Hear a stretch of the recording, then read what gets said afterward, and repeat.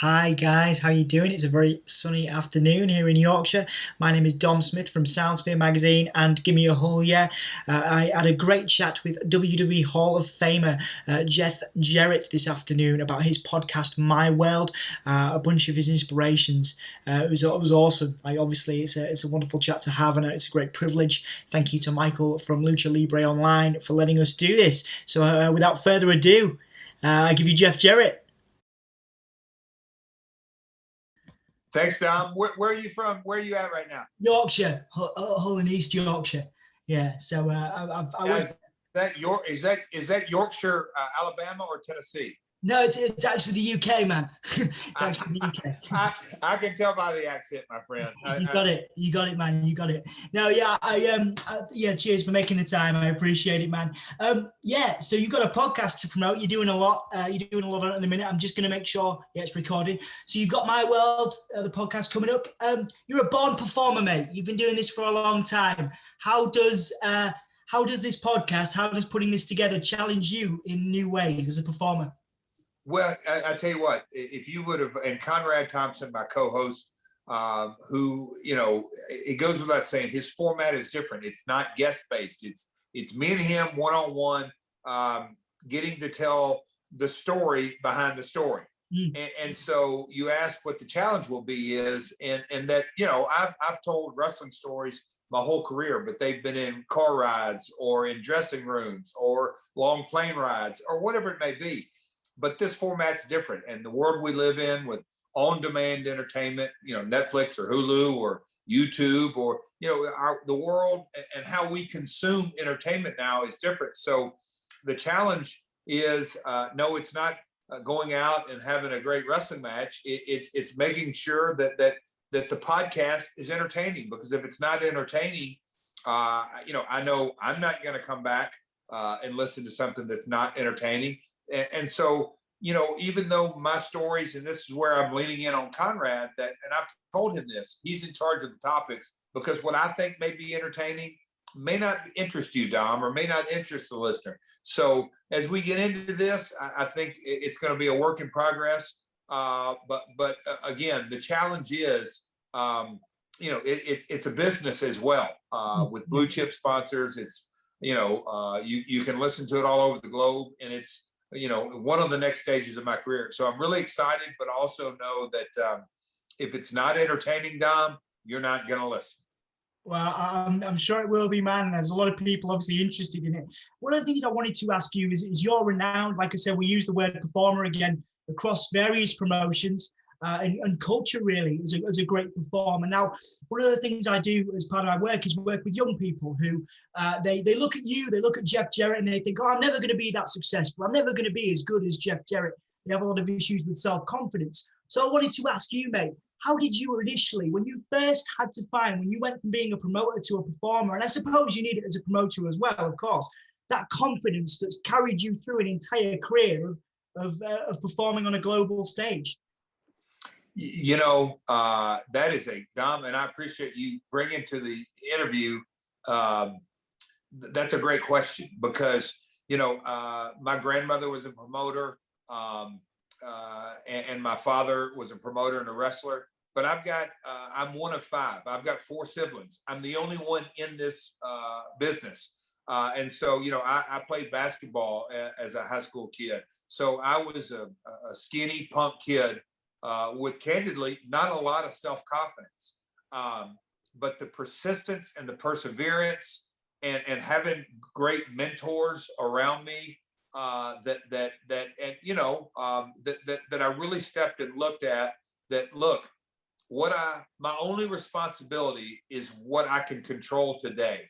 You can't control things that go on around you, but what you can control, Dom, are three things. You can control your thoughts, you can control your words, and you can control your actions.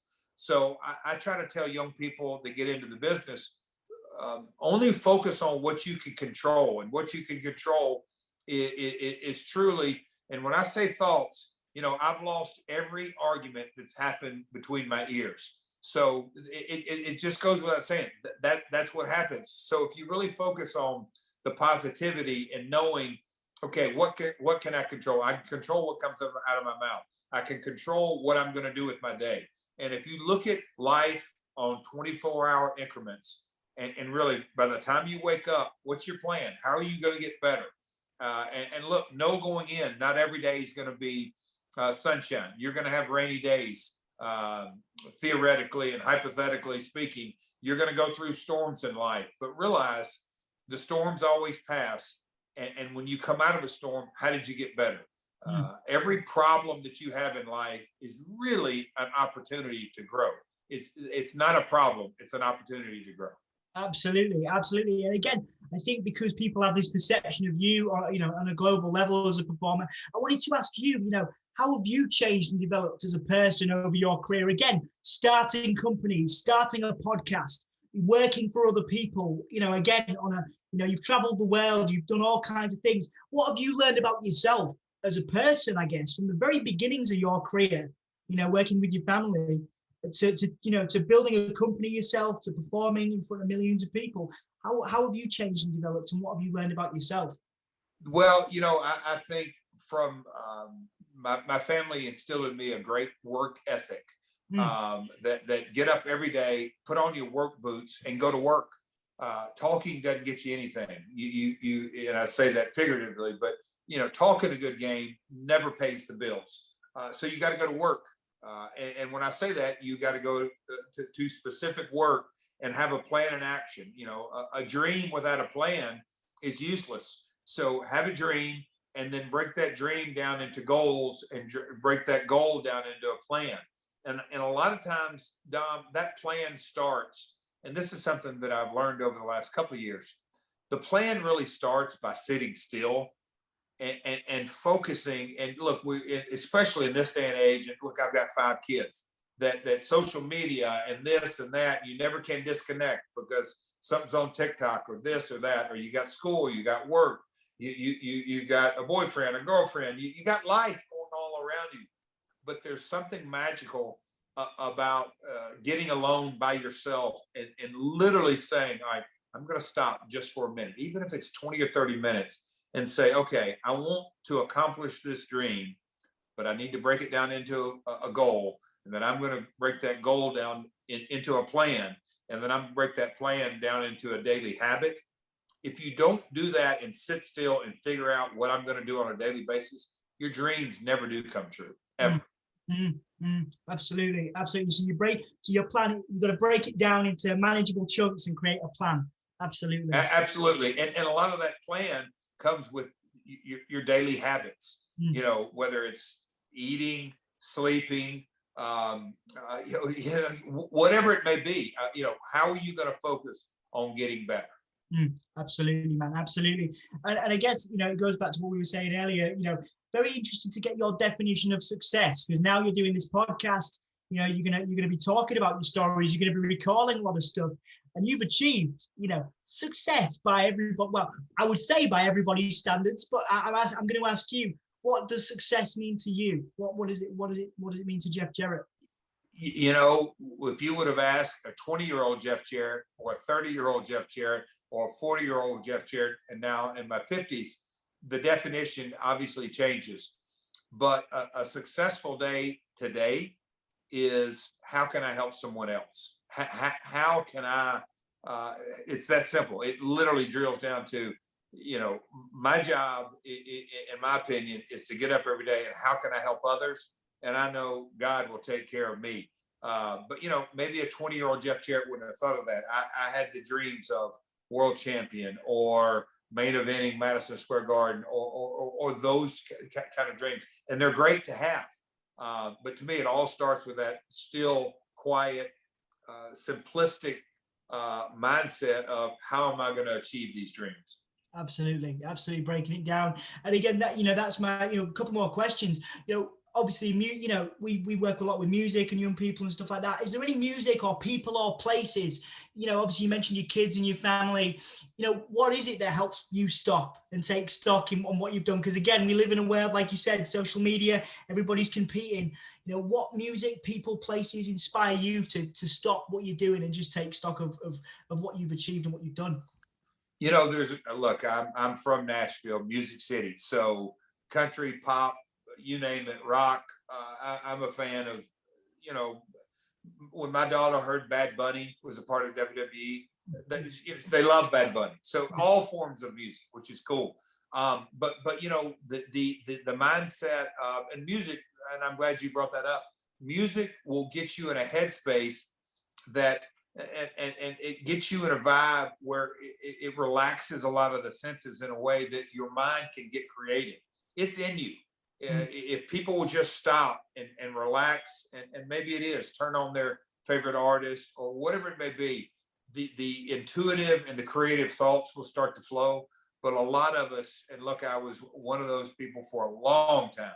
I never really stopped to just say, okay, let some creativity flow in. And when I look back over my career, that different times, whether it was the creation of different storylines or matches or characters or personas or even a business deal, they came from moments of inspiration that came upon me. I didn't sit down to say, all right, I'm going to think of this character. It just sort of came. And having music as a part of my life all through my career, obviously on screen, but as well as off screen, it's something that sort of can allow your brain not to focus on the latest TikTok or business deal. You just sort of let your mind go and creative thoughts come out. Absolutely, man, and that's probably got you to where you are today. Not getting too overwhelmed, and you seem like a pretty chill dude. So it's a pleasure to sort of chat to you about that now. Obviously we're in the UK, and you've obviously traveled the world, done lots of different things. Have you got a message for fans of the UK? Obviously, people can check out the podcast online, but a message for your fans in the UK. It goes without saying, I've spent a lot of time. From Glasgow to London and all points in between. The UK wrestling fan base has been, I feel, to the TNA, I've been incredibly, in a lot of ways, very loyal to the UK wrestling scene. And because they're loyal to the industry, and I've never lost sight of that. So I'm excited to sort of share. And there's obviously, I've been coming to the United Kingdom since 1993. Martin Goldsmith and the Goldsmith brothers and that family, but all through the years, different promotions and different tours and all that. But you can't really talk about Jeff Jarrett's career without really talking about the European and Great Britain and the tours and all that. So I'm excited to get to share some of those stories. And again, realjeffjarrett.com will give you all the information you need about this podcast. We start May 4th, Tuesday, and drop every Tuesday after that. I've got quite a few Twitter buddies, I'll say, that are UK based. So, and all my social handles are Twitter, Instagram, Facebook, or at realjeffjarrett. Fantastic, Jeff. Just squeezing one in before we finish it off. Obviously, your legacy is so great, and the podcast is, it's exciting for a lot of people. Where does My World fit in the Jeff Jarrett legacy? What do you want people to take from it? What impact do you want it to have on people? I said earlier in this interview that wants it to be entertaining, but I'm hoping now at this stage of my career that I may say something in retelling a story, whether it's you don't have to be in the industry, but I have quite a few examples of what not to do because I've had lots of failures in my life. But if I can say something that someone might carry along with them for the day, the week, the month, and maybe their life, that may be a point of inspiration. I'm big on quotes. But just maybe, you can read a book from someone and get 20 years of knowledge of learning what to do, what not to do. But if you listen to the podcast, I'm hoping you may take a little bit of a nugget, whether you're in the entertainment business or in the wrestling business or not, just living life. I've lived life, ups and downs, the good, the bad, and the ugly, that you may hear something that you might be able to carry with you. And again, going back to your question, I get up every day now and how can I make somebody else's life better? I'm hoping the podcast is a part of that component. Fantastic. Me too, Jeff. I'm really looking forward to hearing it. Thank you so much for your time, mate. I really appreciate it. We'll look forward to seeing you in Yorkshire soon. Now you know where that is. Yeah, Dom, I know where it's at. So looking forward to it. I appreciate it, and we'll see y'all, mine. Yeah, take care, mate. See you soon.